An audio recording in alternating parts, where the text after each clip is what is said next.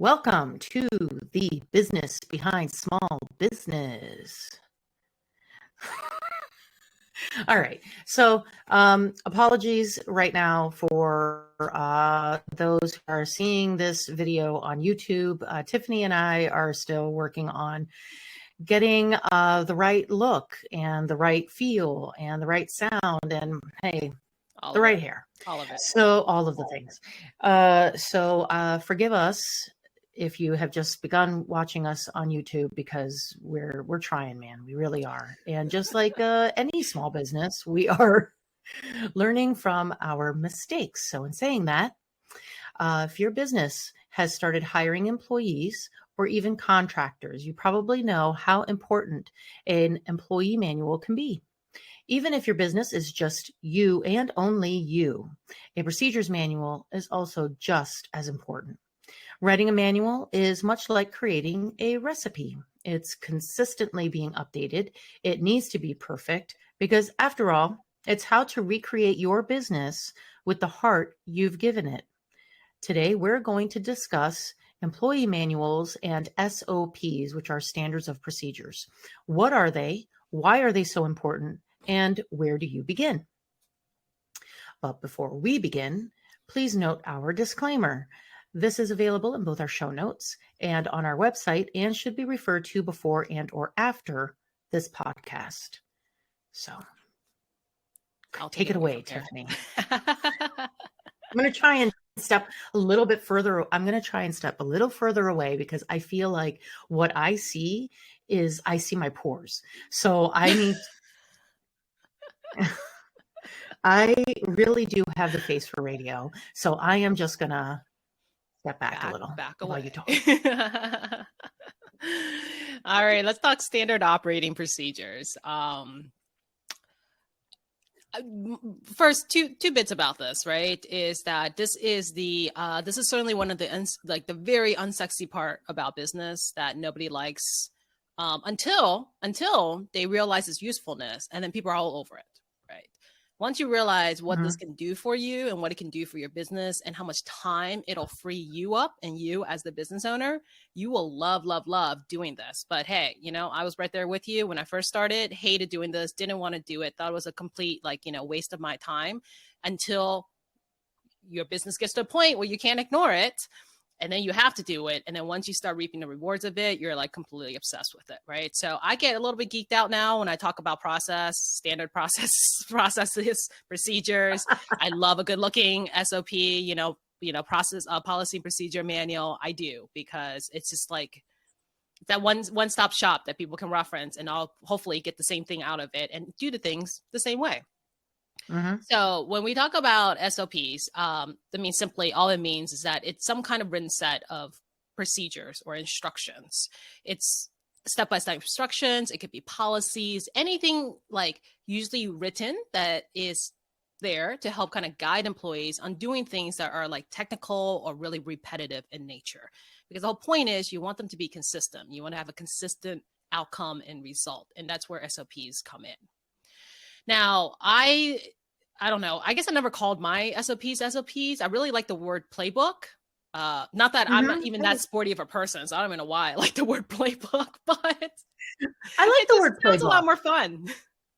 No, I like the word playbook because, for me, the kind of culture that I've created in my company is a team culture where we are a team and we act as a team. And I'd like to think that the most successful companies act like a team. And so a playbook makes sense. Yeah. So let's call it a playbook. And the whole point is, the idea is that you never have to repeat yourself, right? So when I was kind of growing out of being like a one-person shop and then hiring employees, getting managers and stuff like that, what you do is, if you're good at laying down your process, you'll find yourself repeating yourself all the time, trying to explain what this process is and how to do it.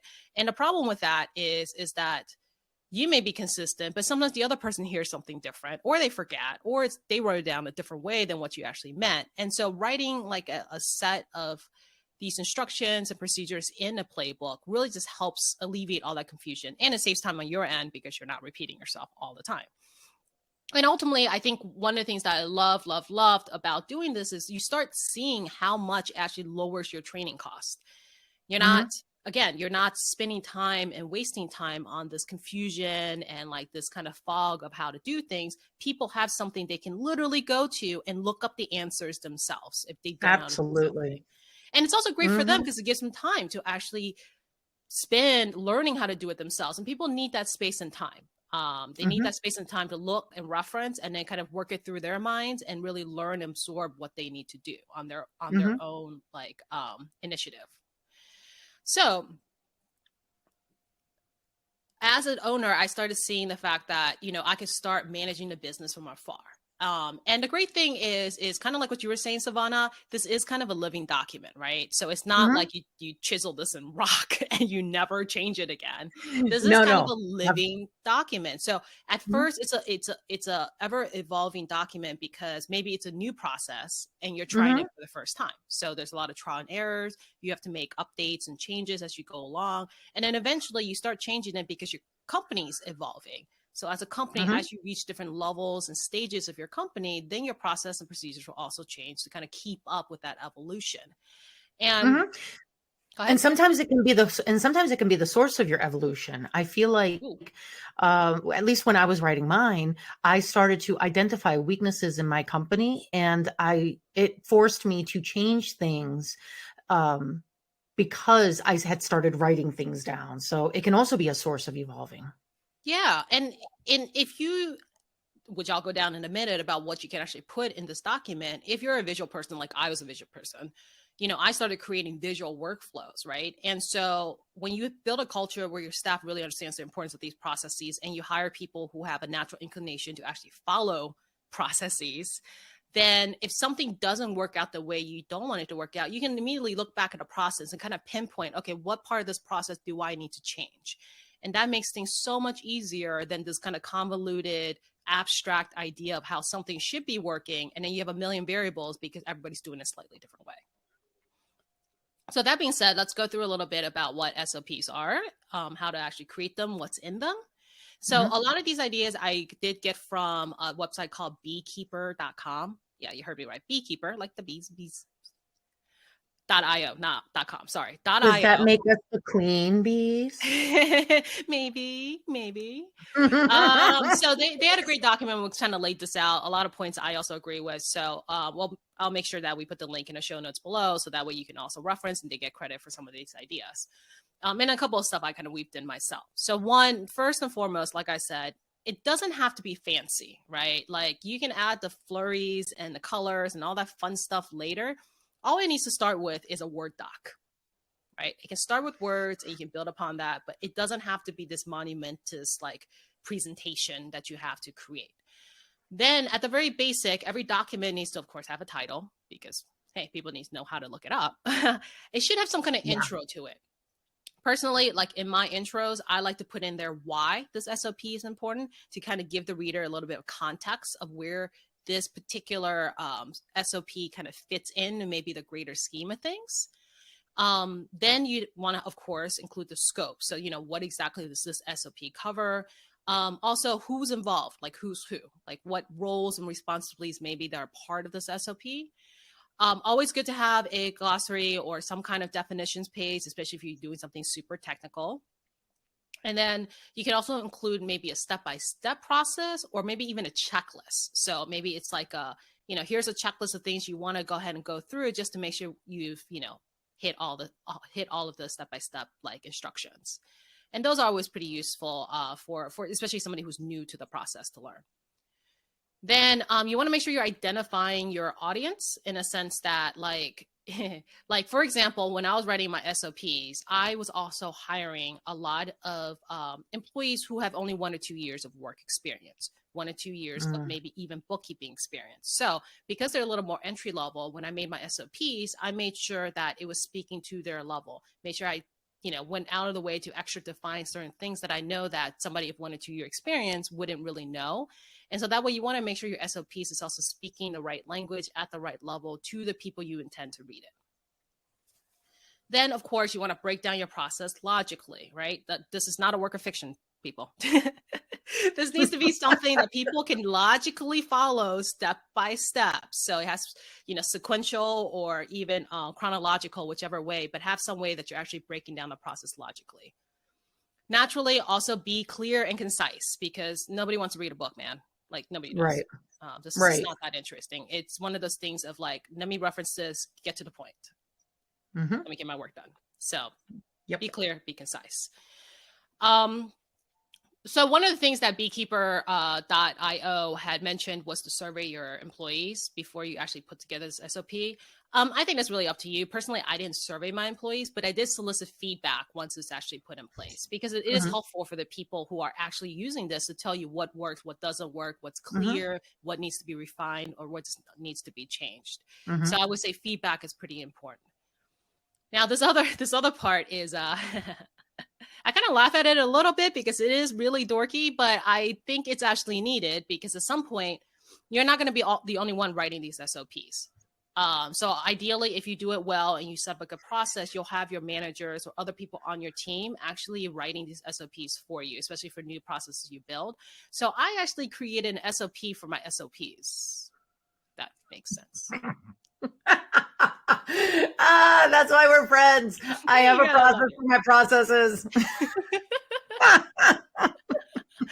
So I had a document that actually wrote out how we go about writing SOPs. I mean, pretty detailed level too, because just the one thing is, and I found that was really helpful, is whatever you do with your SOPs, just like your process, you want to be consistent in how you lay it out. Because look, nobody wants to go reference something and then have to spend like 5 minutes just figuring out the layout and format of what the heck they were looking at and where to look. If your SOPs are all following the same format, it is a lot quicker for somebody to reference what's there without having to, look at the table of content and then realize that, oh, what is in section like Appendix A in another SOP is actually in the, first part of this SOP, right? Like, don't make it difficult. Don't make it hard.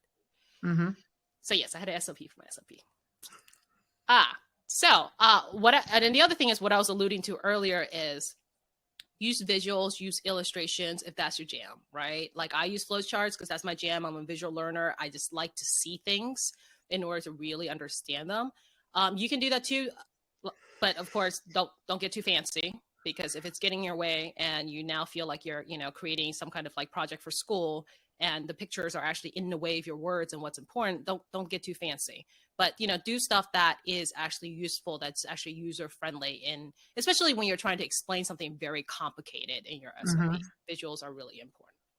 Yep. All right. And then the other thing is about actually rolling this out, right? So I think this is where people get hung up, because they create this magnificent document in their minds that is also like 50 pages long. And guess what? Nobody wants to use it. Nobody wants to read it. Nobody wants to use it. Nobody can find anything. And I guess what happens is they don't use it. So now you're back to square one, which makes no sense.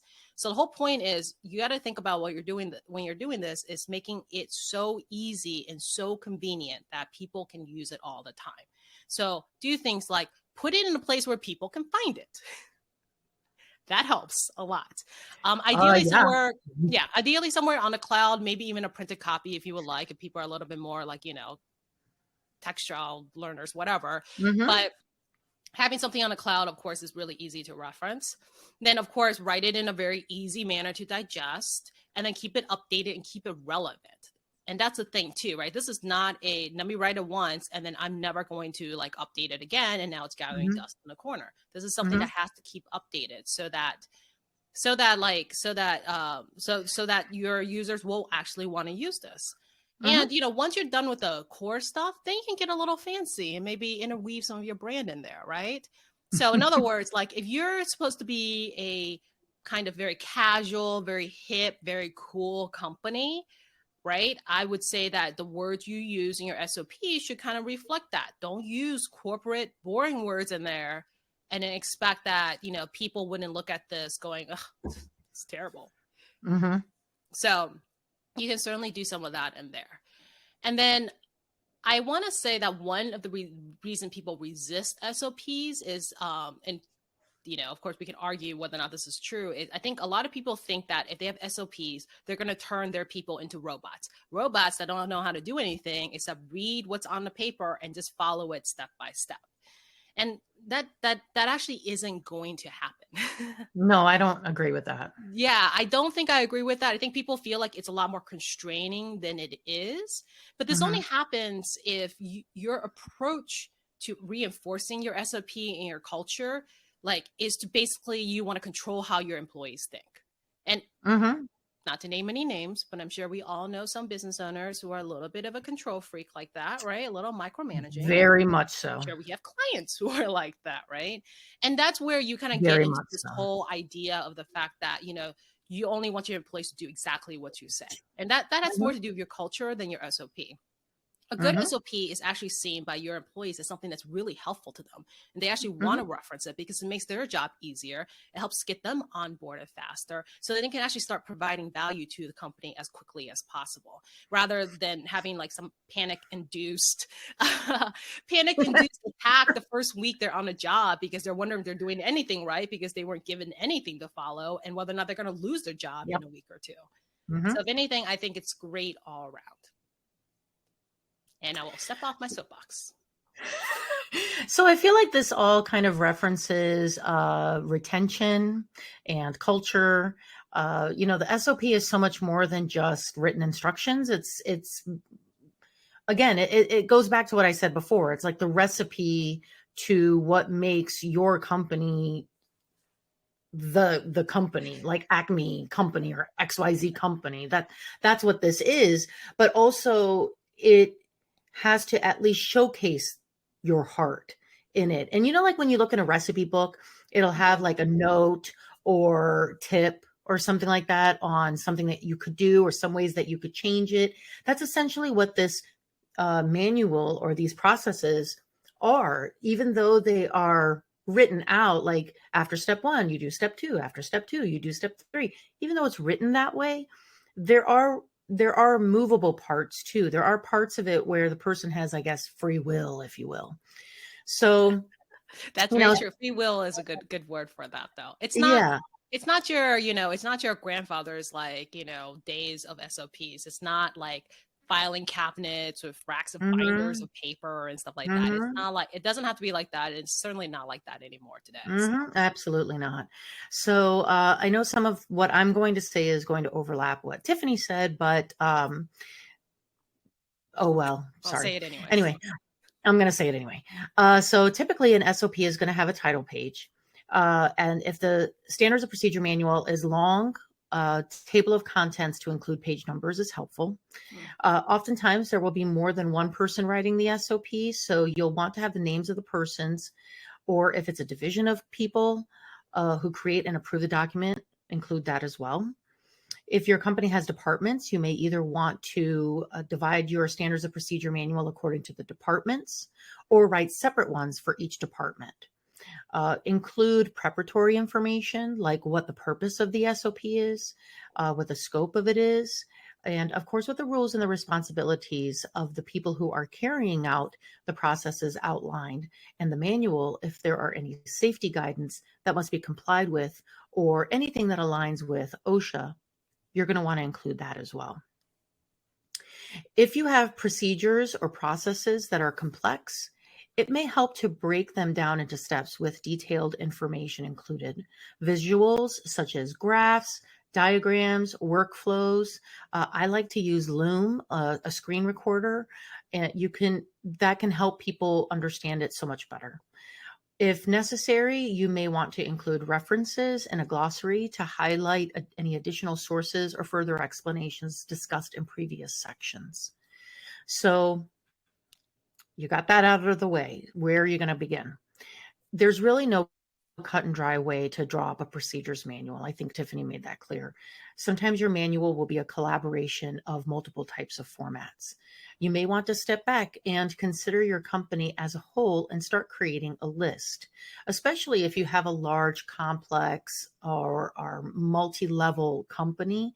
You want to start writing lists of what are the most ideal things that you want to get started with. This is one way you'll likely not forget any processes or instructions.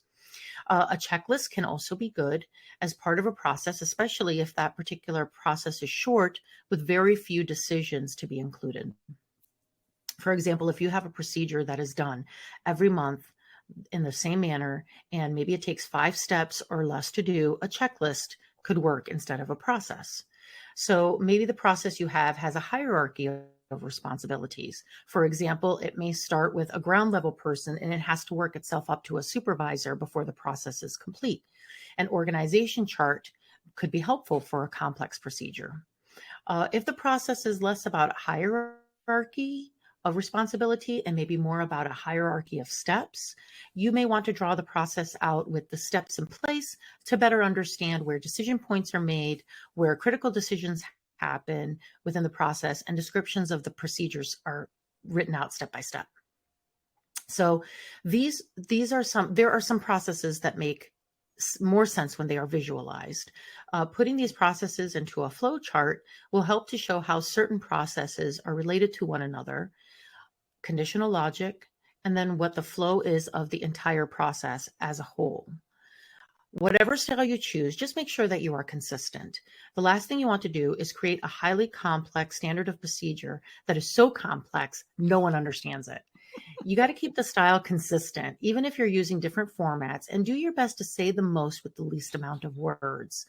As I mentioned earlier, this is a recipe, and I know I just keep saying it, but it's true. Just like how you read a recipe, especially online, you don't want to read the 14 paragraphs about how the person traveled to Tibet and while talking to a monk. And by the way, did you know the monk shared a name with their favorite pet when they were 5 years old? Blah, blah, blah. No, you scroll all the way straight to the recipe, right? That's very true. Totally. Like, I swear someone could confess to murders in a recipe blog and like never get caught because no one ever reads the drivel that's at the top of the page before the recipe.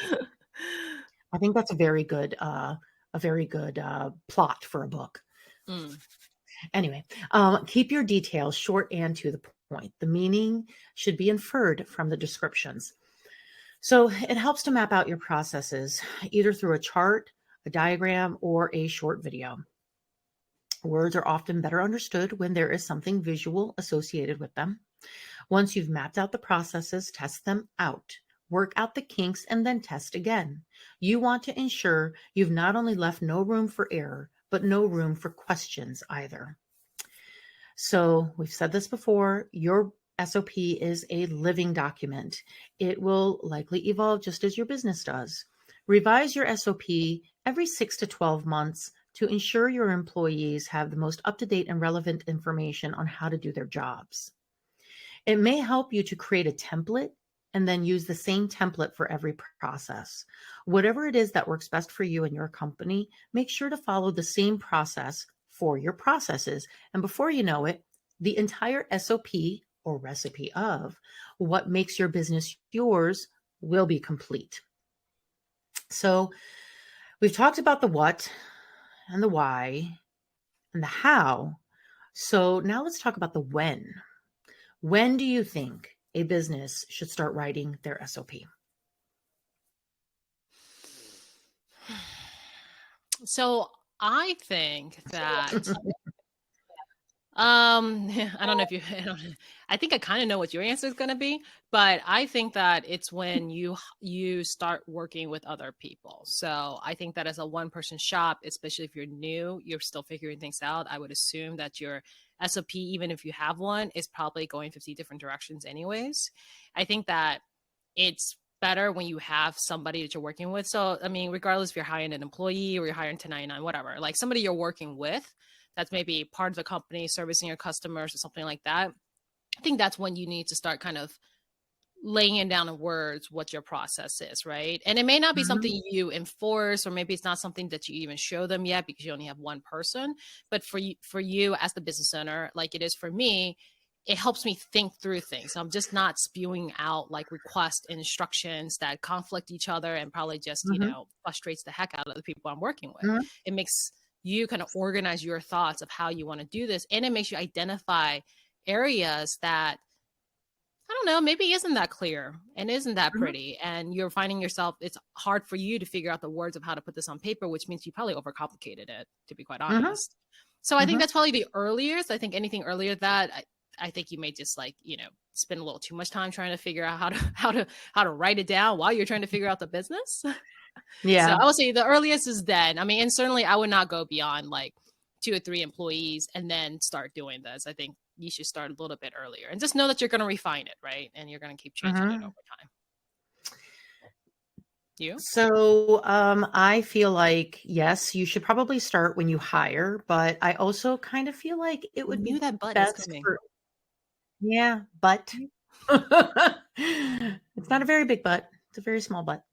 Um, but I do think that it is important to start thinking about it at least in your third or fourth year of business, because even if, there's a lot of businesses out there that don't ever hire. They're consultants, for example. Sure. You could be in business for 10 years, but let's say now you've decided that you want to sell your company. How would you go about articulating how to run your company if somebody wants to buy it as is and wants to basically take over what you're doing? Or what if you want somebody to, like, you want to just hire one person, but it's going to take you hours and days and weeks to get them to understand how to be you. So I kind of feel like if you've been in business at this point now 3 to 4 years, you have a good sense of what your business does. And I don't mean that in a funny way. I really truly mean it. When a lot of businesses start their first year, they're still unclear or unsure of what exactly it is they do. Yeah. They think they're confident, but it's like you're in your 20s, but you got to wait until you're in your 40s to truly write it out. It's the same way with a business.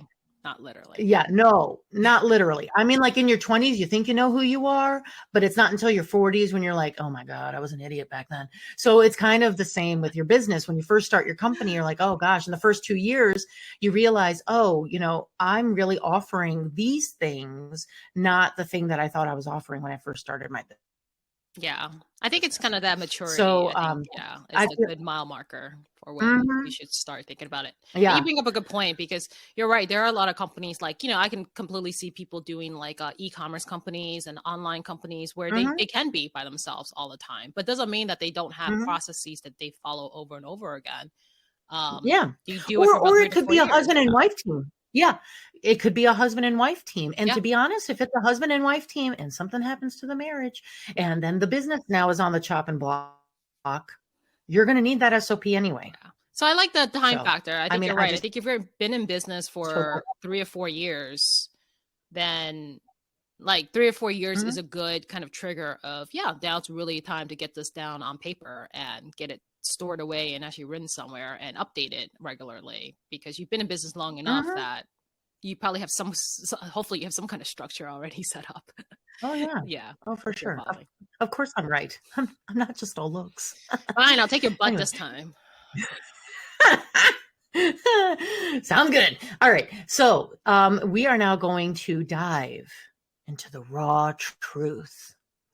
So the raw truth is a new segment where we will each share our own gritty experience with today's topic. We want you, the listeners, to know that success isn't easy. It's not pretty, and it's certainly not a straight line.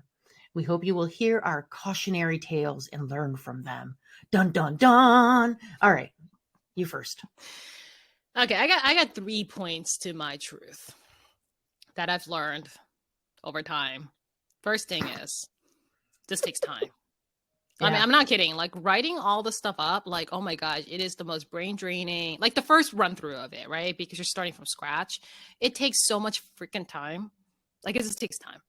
So do what you need to do. Be a writer, go lock yourself in a room somewhere, get a hotel room. I don't care what you do. Just pretend you're a writer, like a fiction writer, a novelist or something. Go somewhere creative and, just like get it done. Right. But it does take time. So don't dilute, like, don't disillusion yourself that it's not. It will. Now, the other thing I learned is through my whole hiring adventure as a business owner. There's nothing more exciting and more adventurous. So when you start hiring people and you realize how a lot of what you think is completely wrong. I honestly believe this, because I think I used to be somebody like this too, is some people are just not built to follow instructions and SOPs. Like you can have the best SOPs written for them, and by nature, they just don't reference it. and they don't do it. Mm-hmm. Now, I used to be kind of like this, mostly out of probably ego and laziness, right? But I think that it is just not built into their DNA or something. And it's too structured, it's too rigid. They're probably more of a creative type. I don't know what it is, but I just think it's not built into them. And I think you got to be careful that when you're building a company and you are big on your SOPs, you got to do your best to try to get people on board with that, and just be careful of who you're hiring, because some people just aren't, made to, it's like some people are made to work from home. Let's just be honest. You're not made to work from home. You cannot ignore your laundry. You can't ignore your dishes. You can't ignore the TV. Like, you're just not made for working from home. And that's why they pick up their butt and they go into the office. Some people don't like to reference SOPs. Hey, guess what? Yes. I disagree with you. Oh, there's that butt again. I don't know. All right, hold on. All right. So, all right. So I will say that I was a little late to the party with writing my SOP. Sure. I started writing mine 7 years in business, but mostly because I was up to my ears with kids and kid duties. Okay. So sue me. For 2.5 years, I had bitten off a whole lot more than I could chew. And my company suffered because of it. So after I dropped all of the things that were not serving me, I realized I should have put that kind of effort into my own business. Mm-hmm. I started by asking myself, what do I do? And drew up draft after draft. I tell you right now, as we air, the final draft of that SOP, literally 5 years later. Yeah, 5 years later. And this draft is this draft is what will be updated moving forward. So it took me 5 years to finally come up with a procedures manual that I felt comfortable with. Sure. And it even though it took me a very long time to write and complete, it probably won't take you that long. But I will say the reason it took me so long to write is because I was also having a little bit of an identity crisis. And when I finally realized what my company truly does in its core, I simplified my SOP and all of the things fell into place. Right. Now the place in which I disagree with you is that I wrote my SOP with the words of my manager back in the day, Eileen, ringing in my ears. She always said that if a monkey could do it, so can you. Right. Yeah, no, I agree with that. So everything that I would write, I would hand to my children and I would ask them, does this make sense to you? And then if they said yes, I would then hand it to my husband, who is an entirely different industry than I am. Sure. And I would say, does this make sense to you? If it didn't make sense to them, then there was something I did that I needed to fix. I needed to fix it somehow. So then when I had it completely written out the way that I wanted to, I broke it up. Mm-hmm. So I kind of have departments, if you will. Yeah. I've got bookkeepers and accountants, all the financial people. And then I've got the HR payroll people. And then I've got the admins, the strategists, and the integrationists. All three of them do different things. And so I broke it up into a Google Drive, into a folder. And then even in the folder, the SOP got broken up into how-tos and templates so that it was a quick and easy reach to whatever it is that they needed. Now, on top of that, I also have I use Notion, which is a fantastic platform. And I also have it broken out there. So you can just quickly do a quick search to find what your how-to is. Some of them are a little bit more complex. So I used Loom to create a video how-to on whatever it is, right? But also in my hiring process, when I hire someone, the video that they get, their welcome video, has these things broken out a little bit. And we have 4 stages in our hiring. So in order for a person to understand your SOP, I think it really starts from the hiring stage. So we break it out. It's all broken out. It's in the Drive. It's in the Notion. It's emailed to them. Sure. It's in all different kinds of places that are easy for them to access. And then from the beginning, we start training them based off of the processes, based off of the manual. Sure. Yeah. So, the first call we do goes through the manual in some certain stage. And then the second call we do with them is another part of the processes stage. So that's kind of how it is that we do it. And it helps with them understanding it a little bit better, Sure. and to not have to come back to me with questions about how do I do this. So your disagreement is that everybody is into the SOPs? I think everybody can get into an SOP if you set that standard from the very beginning, from the hiring stage. Okay. I see what you mean. So yeah. I don't disagree with you there. And I think that is absolutely true, is you do weave it into your culture as soon as possible. So if you can do it during onboarding, which of course is the best place to do it, and hopefully your onboarding also has an SOP that goes with it. Yeah. But I would stand to say that absolutely there are still people who you will try your hardest and they themselves, I'm not saying they're not capable. I'm just saying they're not willing. Oh yeah, true. They will not hire somebody else. Not follow that checklist. They will not use the checklist. They will not review something that's easily in front of them. And I think that's what I'm saying is, try as you might, you are still going to get those people who just are not willing to. Just like, sure, you can work from home. Everybody can work from home, but can you will yourself? Not. Yeah, right. But can should. You will yourself to ignore the dishes, the distractions and whatnot, right? And so that's what I'm saying is, I feel like that is kind of the ugly truth at the end of the day, is that you will get people sometimes getting into your business that you hired who just for whatever reason won't do it, right? Even though they're making mistakes, even though they're skipping steps, and you're like, you do realize that this is literally right in front of you, right? Right. So I guess what I'm saying is, maybe like when I had done all this and put everything in place, I really was very optimistic and thinking that having all this will really minimize any kind of hiring fails from that respect. And I guess my raw truth is it won't. There are some people that you can help as much as you can, but if they don't want to do it, hey, they just don't want to do it. Well, yeah. And in my opinion, once a person starts to become a tumor, you got to cut them out. That's right. No room for the B students, people. Cut them A students out. Only. Only. A students only. First seats only. That's right. So in each episode, we like to connect a famous example to our discussion to help you relate to our talking points on a more global or well-recognized scale. Sometimes we use exact examples of either famous or successful business owners of today or in history, and sometimes we use examples of people who inspire us and have inspired today's discussion. Yeah, I found nothing. So who you got? You got what? I found nobody. I found nobody. I could not find a smart reference here at all. Hey, I'm just kidding. I just couldn't. I'm sure you found a wonderful historical reference, as you always do, and I found nothing. Well, I guess nothing that I haven't already used before, right? I mean, the only thing that really came to mind was, of course, Toyota, because, they were kind of the main, they're known for that kind of stuff. Oh, for sure. Yeah, for sure. But I didn't find any great stories to relate to. So I'm sorry. No problem. I got not one, but two. Fine. You can have my gold star then. Yep.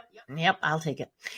So, you don't need to have a lot of money to have a beautiful SOP, but it does help, especially, when I talk about the two SOPs that I've seen that are so well done and so well executed. They're basically coffee table level quality. Okay, so the first I'll mention is Facebook. This book is so simple, so to the point. It's an incredible read. And truly, you wouldn't realize you're reading an SOP until you're halfway through it. So we're going to link the show notes so you can see it for yourself. It's really stunning. Anyway, Netflix also has a very slick SOP, but it's not in book form. It's in presentation form. It's also very to the point, and it's very well executed. This will also be linked below. Throughout the slideshow, though, one thing becomes very clear. Netflix puts a very heavy emphasis on high performance as well as freedom. So there's that whole free will that I was talking about. These are key characteristics of a successful workplace. I saw the Facebook one and I was like, can I buy this? Like from a bookstore. It is so pretty. Okay, But so again, back to what we were saying, you can get there, people at that level, get the base level first, right? yeah, and you know what? I don't think that anybody really needs to do that. I mean, Facebook does because Extra. well, they're extra, Let's but admit, yeah, also, that's completely extra. oh, for sure. However, it also stands by their brand, right? Yeah. Because they are a visual social company. I mean, Meta is a visual and social company. So one would expect their SOP to not be, and this goes back to what you were saying, how like if you have a very cool, hip culture, you don't want Mhm. your SOP to sound like an 85-year-old attorney wrote it, you know? So you want it to sound and look like the company culture you are conveying or the company brand that you're conveying. So that's why when you see the Facebook one, you kind of expect it to look like that. No one says that yours has to look like that, but if you're a branding company, if you're a marketing company, or you're in public relations or anything like that, you kind of want the SOP to match the voice Yeah. of your brand. It does make an impression on your employees and your employee Mhm. culture. So, but like you were saying, it just Facebook's on a different level. Facebook also has a Yeah. lot more zeros in their bank accounts, I'm sure, Hmm. even at the start. So before you go off getting SOP envy there, just make sure you're matching apples to apples. Hmm. Yours can be good for whatever your company. Yes, it doesn't have to be Facebook level. Hmm. So, in saying that, I will also say that with the SOP, you do want to make sure that it's understandable. So maybe like every quarter, Hmm. whenever it is that you do your company meetings, if you do company meetings, and if you don't do company meetings, maybe try to do them every 6 months or every quarter or once a year or however often it is. I personally do mine in August because generally speaking, August is our slowest month.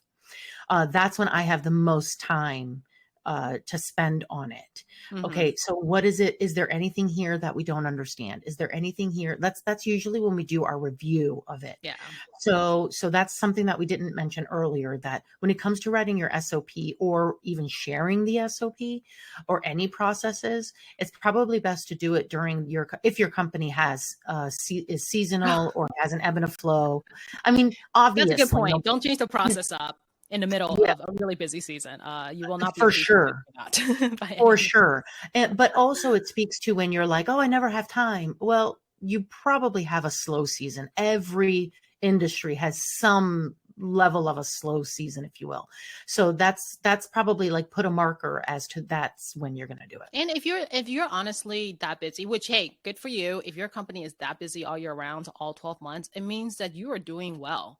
And if you're Hmm. doing well, then take the money, invest it. And there are people who can do this for you. They Hmm. come in, interview everybody, watch over your Yeah. process, write it up for you. Um, you don't have to be the one that puts pen to paper on this. Hmm. Oh yeah, Yeah. absolutely not. No, I mean that's something that we do for our clients. We write processes down for them, Yeah. which I mean, if we do it, then obviously there's other companies out there that do it as well. But we Absolutely. write processes down when clients don't have a process written down because it serves the both of us. Right. It's and that's the other thing that should be noted is that if there's ever a point in time in which we have had clients who have said we no longer want to have this in-house, we want to contract it out, but then they don't have anything written down for us to know how we're supposed to do it, so then we have to create the process for ourselves.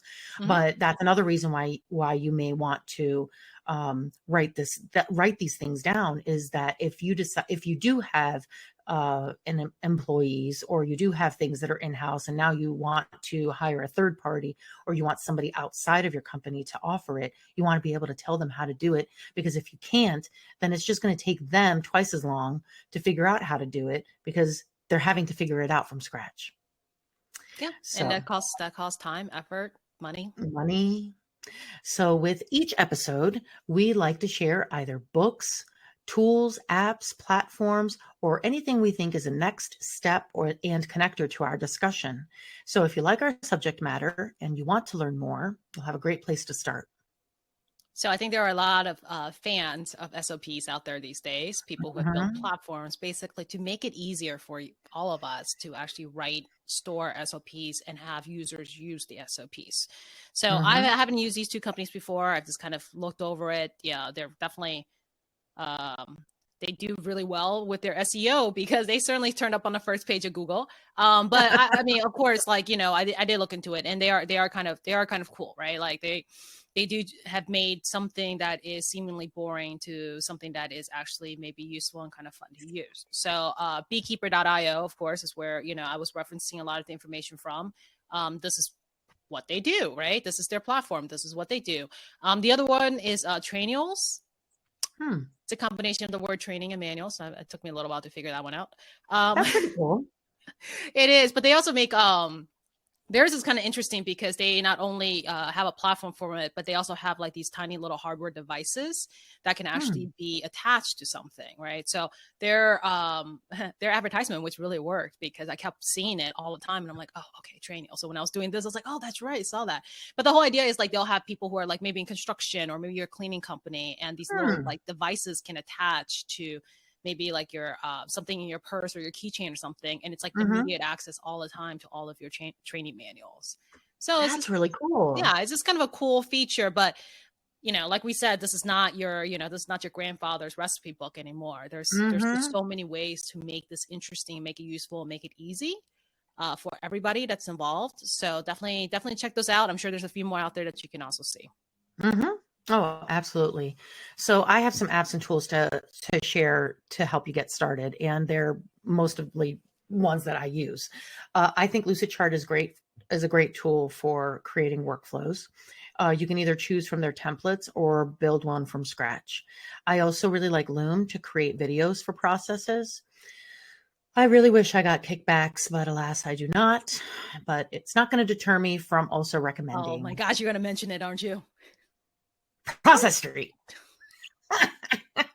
I love them. I love them so much. Big fan, apparently. Big fan. Stone. Big fan. Oh, they're so awesome. It will be the day when they decide to sponsor an episode and we're like, we've made it.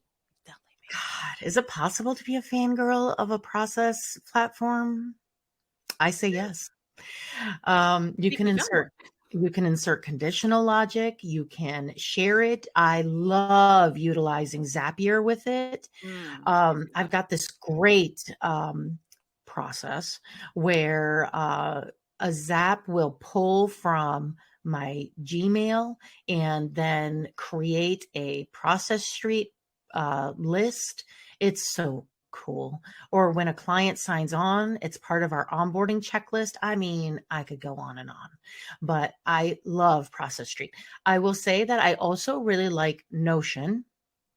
I have been on a search or a hunt, if you will, for something that was like Notion. And then I realized Notion had all of the things that I wanted in it. And it was so simple. Literally every other platform I used was either way too simple or way too complicated. What I really like about Notion is that I pay for myself and my internal staff to have spaces. And all I wanted was for my team to just be guests, so that they have the opportunity to find the SOP in the broken out ways with the videos and links and all of those things in one place, but not have to pay for all like 18 people. Right. And so Notion allows you to add guests for free, which is nice, so that they all get an opportunity to view it. But then just me and my two other internals, I pay for us because we're the ones that are actually using Notion. So it's a great place for things to live. And at any time anyone on staff has a question, all they have to do is go on Notion and they can find it. I do also have an intranet that I created with Google Sites. And it's just a static page that has everything on it. Plus everything is on Google Drive. Right. Plus it's all broken out. Plus everybody gets an attachment. Like, don't tell me you don't have it. You got it. You're just not looking. So open you the created eyes. basically your own internal knowledge base for your For employees now sure. and your For team. sure. Yeah. And that's the other thing is that with Notion, I also have an FAQ based on the questions I got asked all the time of certain things. So that FAQ is great, and the glossary, because my bookkeepers, like all the bookkeepers, the accountants, the controllers, they all speak a different language than the admin do, and the HR speak a different language than so there's a glossary so that when we're all talking or when we're collaborating, because collaborations happen a lot between the admin and the bookkeeper or between the HR and an accountant. Right. You know, there are certain words that get used, that vernacular needs to be understood. So it gave me an opportunity to put a glossary on there too. So, hey, Notion, Process Street, I am right here. I am here. I'm What's your just wave that saying. flag? Somebody respond. Just saying I'm here. Anyway, please join us for our next episode. We will be discussing what to expect when running a business, pulling in 10K, 100K, 1 million, and 10 million of top line revenue. How do you build it? And what do you do to prepare for it once you get it? Please show us your support by following us on your preferred podcast platform, social media, and hey, YouTube. Yay. We love we love for you to also share our episodes. All of our links will be posted below. And until next time, mind the business behind your business, because all great small.